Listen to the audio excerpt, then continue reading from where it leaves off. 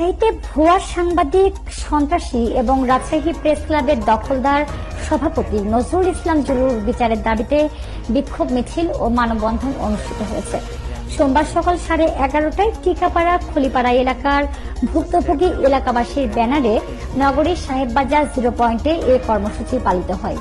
বিক্ষোভ মিছিলটি সকাল 11টায় খলিপাড়া এলাকা থেকে শুরু হয়ে সাগরপাড়ার রানীবাজার বাটার মোড় হয়ে 0 পয়েন্টে গিয়ে শেষ হয়।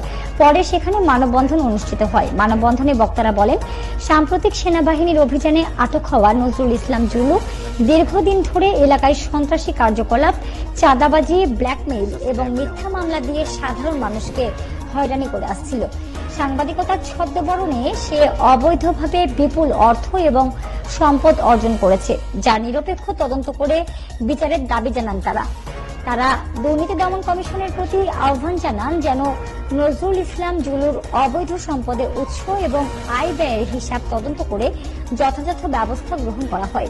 এছাড়াও বক্তারা নজরুল ইসলাম জুলুর কাছে থাকা অবৈধ আগ্নেয়াস্ত্র এবং অন্যান্য সরঞ্জাম দ্রুত উদ্ধারে প্রশাসনের সংশ্লিষ্ট মহলের দৃষ্টি আকর্ষণ করেন এবং আইন শৃঙ্খলা রক্ষাকারী বাহিনী দ্রুত পদক্ষেপ কামনা করেন।